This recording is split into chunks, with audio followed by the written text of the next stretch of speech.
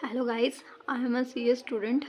मैं यहाँ पे आप लोगों के साथ यूट्यूब चैनल्स के नेम बताने आई हूँ कि आप अपना फाउंडेशन की तैयारी कैसे कर सकते हैं। जैसे कि मैंने अपने सारे फाउंडेशन की तैयारी, मेरा मतलब कि मैंने फाउंडेशन की तैयारी अपनी यूट्यूब से की थी और बहुत अच्छे से कवर हुआ है एक एक चीज़। मैं आप लोगों के साथ यहाँ पे इसलिए शेयर करना चाहती हूँ कि अब न्यू सिलेबस आ चुका है। ठीक है, न्यू सिलेबस के अंदर क्या है कि कुछ चीज़ें ऐड हुई हैं, तो उसका कंटेंट ढूंढना थोड़ा डिफ़िकल्ट हो सकता है। तो मैं वो सब कुछ ढूंढ कर आपके लिए लेकर आई हूँ, मेरे प्लेलिस्ट में पड़ी हुई है। ठीक है, पहली बात तो ये है कि मैं अगर बहुत अच्छी हूँ किसी सब्जेक्ट में तो वो है मेरा account. Okay, and the second is maths में TVM हो गया, टाइम वैल्यू ऑफ मनी, और CT। और बाकी आप किसी भी रिलेटेड क्वेश्चन पूछ सकते हैं, मैं आपको हमेशा आंसर करूँगी अगर मुझसे हुआ तो। ठीक है, पहला पेपर है अकाउंट का, जो उसमें 2 मॉड्यूल्स आती हैं। ठीक है, दोनों मॉड्यूल्स में क्या है कि पहला मॉड्यूल जो है वो सेम है, दूसरा मॉड्यूल है वो सेम तो है, बट कुछ कुछ चीज़ें ऐड हुई हैं। ठीक है, कुछ काटा नहीं है उन्होंने। चैप्टर 9 करके है accounts for incomplete records, and एक चैप्टर है पार्टनरशिप करके, उसमें ना पहले सिर्फ डेथ ऑफ पार्टनर तक ही हुआ करता था, यानी कि पहले हम रिवैल्यूएशन अकाउंट ही बनाया करते थे। अब पॉइंट आया उन्होंने डिसोल्यूशन भी डाल दिया है, तो हमें अब रियलाइजेशन अकाउंट भी बनाना पड़ेगा। ठीक है, सो ये दोनों चीज़ें ही सिर्फ ऐड हुई हैं, बाकी सब कुछ सेम है। ठीक है, तो मैं आप लोगों को यही बताऊंगी कि मैंने अपना बेसिक से व्हाट कि जिन टीचर से मैंने किया ना, अगर वो कोई साइंस स्टूडेंट भी होगा ना, वो फर्स्ट टाइम उनसे करेगा ना, तो वो उनका कंप्लीट हो जाएगा। ठीक है, तो मैं तो कॉमर्स स्टूडेंट थी, बट फिर भी कहीं कहीं रह जाता है ना कि बंदा अपना बेसिक्स क्लियर नहीं कर पाता है, और मेरा भी क्लियर उतना नहीं था। ठीक है, बेसिक्स। सो अगर मैं बोलूँ तो CA विपुल ढल आई विज़न करके एक चैनल है, उनकी प्लेलिस्ट लगाई हुई है, 74 वीडियोज़ है आई थिंक। हाँ, 74 वीडियोज़ है, और वो 74 वीडियोज़ अगर आप सीरियल वाइज देखोगे ना, आपको बहुत अच्छा लगेगा। उन्होंने एक एक चीज़ बताई हुई है, उसके बाद आप खुद भी दूसरों को पढ़ा सकते हैं। मैंने ऐसा किया है, मैं खुद भी करती थी और दूसरों को भी बहुत बताया करती थी। मतलब कि एक लॉजिक के साथ बताया करते थे सर, और मैंने भी आगे फर्दर लॉजिक के साथ ही सब कुछ बताया। ठीक है, अगर आपको कभी कुछ क्वेश्चन हो तो आप पूछ सकते हो। उसके बाद पॉइंट आया ये accounts for incomplete records and resolution of partnership firm. ये दोनों न्यू चैप्टर ऐड हुए हैं जो कि इनके प्लेलिस्ट में नहीं है। अगर आप लोग को अफोर्डेबल, मतलब कि अगर आप परचेज़ कर सकते हो तो आप इनके यहाँ वीडियो परचेज़ कर लेना, लेक्चर। अगर नहीं तो आप लोग क्या करना, सब कुछ आप आई विज़न से देखना। बट ये दो चीज़ें हैं ना, ये दो चैप्टर, ये आप सी प्राग गुप्ता से मैंने अपनी 12th कंप्लीट की थी कोविड में, जिसके कारण बहुत अच्छा स्कोर कर चुकी थी मैं।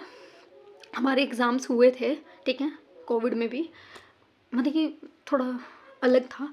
प्राग गुप्ता सर ने से मैंने अपना 12th किया था, और 11th में तो हम स्कूल के टीचर से किए थे। 12th में थोड़ी जाके दिक्कत आई थी, तो हमने प्राग गुप्ता से यूट्यूब से किया था। और ये टीचर इतना डीप में ले जाते ना, मैं क्या बताऊँ आपको, इन्होंने भी बहुत अच्छे से मेरी हेल्प की थी। 12th बहुत अच्छे से क्लियर हुई थी। बट मेन पॉइंट ये है ना कि 11th में जर्नल और लेज़र कराते हैं, जो कि मेरा क्लियर नहीं हो पाया था, और फिर मैंने इनसे क्लियर किया आई विज़न से। ठीक है, सो आप लोग ये दोनों श्रेय प्राग गुप्ता से कर लेना, और बाकी सब कुछ जो मॉड्यूल 1 है मॉड्यूल 2 है वो डायरेक्ट सीरियल वाइज ये विपुल ढल से करना। अगर आप लोगों को लगता है ना आपका बेसिक्स क्लियर नहीं है, ठीक है, तो आप हमेशा मॉड्यूल के हिसाब से करना। अगर आपका बेसिक्स क्लियर है, अगर आपने 11th 12th बहुत अच्छे से की है, ठीक है, तो आप जैसे सर ने वीडियोज़ करवाई है वैसे करना। ठीक है, तो अगर आप विपुल ढल के हिसाब से करेंगे तो वो भी बढ़िया है, अगर आप मॉड्यूल के हिसाब से करेंगे तो और बेटर है। क्योंकि कई चीज़ें क्या है ना, जैसे कि एक चैप्टर है बिल्स ऑफ एक्सचेंज करके, एक चैप्टर रेक्टिफिकेशन ऑफ एरर करके, उसके पॉइंट जो है ना वो फाइनल अकाउंट्स में जाके मैच होते हैं।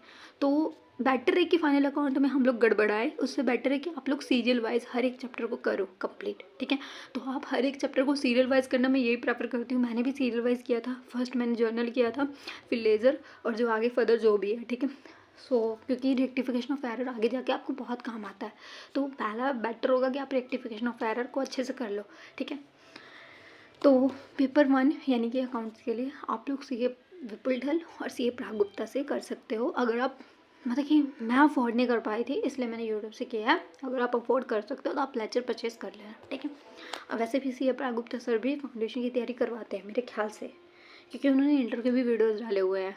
यूट्यूब पे। मैं उन्हीं से अभी अपना इंटर का तैयारी कर रही हूँ, एडवांस अकाउंटिंग, वो भी फ्री में करवा रखा है उन्होंने। देन सेकंड बात आती है पेपर 2 की, ठीक है। पेपर 2 में क्या था, पहले एक सब्जेक्ट हुआ करता था, that is a BCR, business correspondence and reporting, जिसको काट दिया उन्होंने।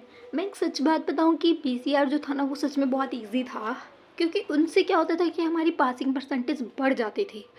क्योंकि लॉ में क्या है कि इलीगल कंटेंट ही लिखना पड़ता है, इलीगल कंटेंट ही लिखना पड़ता है, तो और कीवर्ड्स लिखने पड़ते हैं, और बहुत थोड़ा लिटिल डिफ़िकल्ट होता था ये मेरे लिए, बट इतना डिफ़िकल्ट नहीं था। मैंने हर एक चीज़ अच्छे से किया था, बट मैं कंपनी अकाउंट फिर भी नहीं करके गई थी ना। मैंने फर्स्ट अटैम्प्ट में किया था ना मैंने सेकंड अटैम्प्ट में कर पाई, मतलब ये कर नहीं पाई किसी रीज़न से, बट नहीं किया, ठीक है। बट मैंने जो भी चैप्टर किए थे बहुत अच्छे से किए थे, ठीक है। सो उसमें कुछ चैप्टर्स कट चुके हैं, कुछ चैप्टर ऐड हुए हैं, ठीक है। कटे नहीं है, सॉरी, मतलब कि BCR जो था ना वो डिलीट हो चुका है पूरा सब्जेक्ट, और उसकी जगह अब BCR में बेसिक्स इंग्लिश थी जो कि बहुत इजी थी। अब BCR की जगह उन्होंने कुछ चैप्टर ऐड कर दिए हैं। सो फर्स्ट चैप्टर आ गया वहाँ पे, पहले इंडियन कॉन्ट्रैक्ट हुआ करता था, अब हो गया इंडियन रेगुलेटरी फ्रेमवर्क, ठीक है। उसके बाद दो और थे, the negotiable instrument act 80 and then Indian contract of indemnity करके एक यूनिट इसमें ऐड हुआ है, ये पहले नहीं था अब ऐड हुआ है, ठीक है। उसके बाद बेलमेट एंड प्लेज ऐड हुआ है एंड एजेंसी ऐड हुई है, ये 3 यूनिट इंडियन कॉन्ट्रैक्ट में ऐड हुए हैं, ठीक है। फिर इंडियन रेगुलेटरी फ्रेमवर्क एक पहला चैप्टर हो चुका है, फिर चैप्टर 7 है शायद, द निगोशिएबल इंस्ट्रूमेंट एक्ट 1881, ठीक है। अगर मैं आपको प्रेफर करूँ, ठीक है, अगर मैं आपको बताऊँ तो आप इनके लिए जो CA चैतन्य जैन हैं, इनसे मैंने हर एक चैप्टर पढ़ा था एक्सेप्ट LLP को छोड़ के। वाई?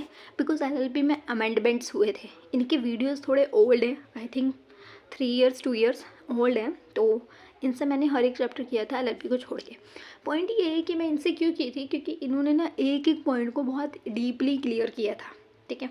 तो मैं टीचर्स की अगर रिकमेंडेशन करूँ तो आपको फर्स्ट प्रेफरेंस है CA चैतन्य जैन, ठीक है। ये आप मेरे प्लेलिस्ट में जाके देख सकते हैं। अगर आपको कभी हेल्प चाहिए तो मुझे बता देना, मैं आपको प्लेलिस्ट दे दूँगी। ये प्लेलिस्ट में मिलेगी आपको मैंने बना रखी है इनकी प्लेलिस्ट टीचर की, ठीक है। इनका सारे चैप्टर्स आप कर लेना बट LLP को छोड़ के, ठीक है। एक कंपनी अकाउंट्स में भी कुछ अमेंडमेंट्स हुई थी स्मॉल कंपनी में, तो वो भी आप अलग से कर लेना, ठीक है।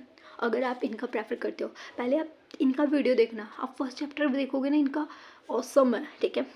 उसके बाद आया C वर्धमान-डागा, मैंने इनसे भी कुछ पॉइंट्स क्लियर किए थे, मैंने दोनों से किया था। मतलब कि कुछ पॉइंट्स ऐसे होते थे ना जो कि जो इन्होंने नहीं करवाया हुआ है बट इन्होंने करवाया हुआ है, बट ठीक है, इसीलिए मैं दोनों को प्रेफर करना चाहूँगी।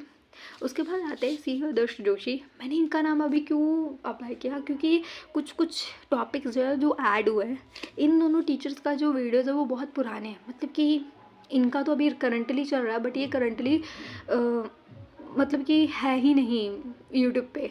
पहले ये वीडियोज़ डाला करते थे, अब यूट्यूब पे ये वीडियोज़ डालते ही नहीं है, ठीक है। तो मैं आपको बोलूँगी पहले आप CA चैतन्य जैन से आप इंडियन कॉन्ट्रैक्ट कर लेना, जो पहले थे पॉइंट, जैसे कि इंडियन कॉन्ट्रैक्ट एक्ट करके।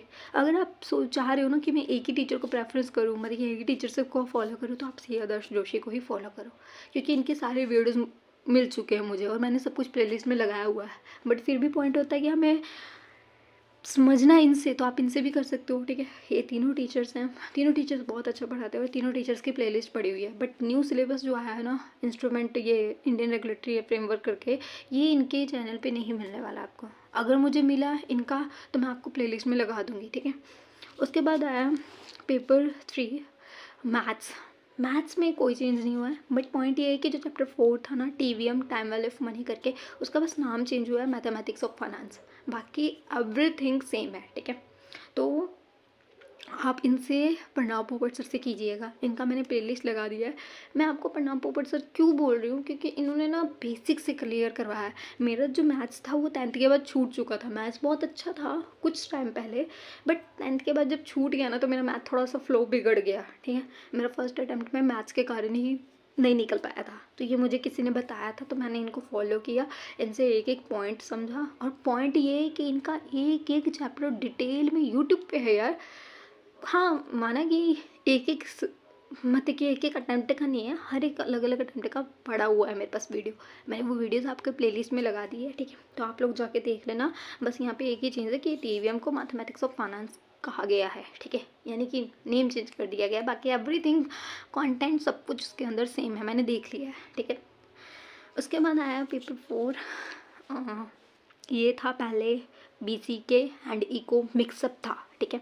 BCK नाम करके एक चैप्टर था, सॉरी सब्जेक्ट था, that is a business commercial knowledge, जो कि हट चुका है, जो बहुत मुझे इजी लगता था, ठीक है। ये भी इजी है, इको कोई बैड नहीं है, ठीक है। तो इको में क्या हुआ है, कुछ मतलब ये BCK हटा के उन्होंने कुछ चैप्टर्स ऐड किए हैं, ठीक है। Determination of national income, public finance, money market, international trade, ठीक है। मैं आपको बोलूँ ना तो आप ये सब कुछ MV सर से कीजिएगा। कुछ कुछ मुझे मिले हैं बट कुछ कुछ नहीं मिले। जो नहीं मिले मैं आपको बता देती हूँ, जो नहीं मिला मुझे। पहली बात तो MV सर से आप थ्योरी ऑफ डिमांड कीजिएगा, उनका डिटेल में लेक्चर पड़ा हुआ है, मैं आपको प्लेलिस्ट में दे दूँगी, ठीक है। मैंने शायद नहीं लगाया अभी। इनका MV सर का थ्योरी ऑफ डिमांड पहले ख़त्म कीजिएगा, ठीक है। बहुत ईजी वे में एकदम डिटेल में उन्होंने समझाया। इवन दैट जो इलास्टिसिटी जो थी ना, वो मुझे 11th-12th में नहीं समझ में आई थी, जो इनके कहने पे समझाने पे मुझे समझ आई। मैंने फर्स्ट अटेम्प्ट में किसी और टीचर से किया था, तब भी मुझे इलास्टिसिटी समझ ही नहीं आया था, बट इन्होंने इतना ईजी में करवाया ना कि मैं किसी को समझा सकती हूँ, पढ़ा सकती हूँ, ठीक है। सो आप लोगों को पहले मैं बोलूँगी आप MV सर से कीजिए हर एक चीज़, ठीक है। जो पुराने चैप्टर्स हैं ओल्ड सिलेबस का, जो ये नहीं है जो है वो ओल्ड सिलेबस है, बाकी ये न्यू सिलेबस में आया है, ठीक है। ये सब चीज़ का मुझे प्लेलिस्ट मिल गया MV सर का, ठीक है। उसके बाद आया है जो इंडियन इकोनॉमी करके है ना, ये इनका नहीं है मेरे पास, तो ये CA पराग गुप्ता से आप कर लीजिएगा, ठीक है। उनका वीडियो पड़ा हुआ है, आप लोग करने वाला कर लेता है बंदा कंटेंट मिला के, ठीक है। ऐसे ही सर पे हाथ रख के बैठा नहीं रहता कि हाँ मुझे ये नहीं मिला तो मैं ये नहीं करूँगा, ठीक है। आप लोग हर एक चीज़ करके जाना एग्ज़ाम में। सॉरी, सेकंड प्रेफरेंस ग्रूम को दी गई है, इनके भी चैप्टर लेक्चर पड़े हुए हैं यूट्यूब पे, ठीक है। आप मेरे प्लेलिस्ट में देख लेना, ठीक है। ओके, फिर मैं आपको ये बताना चाहूँगी कि आप एक एक पॉइंट कीजिएगा।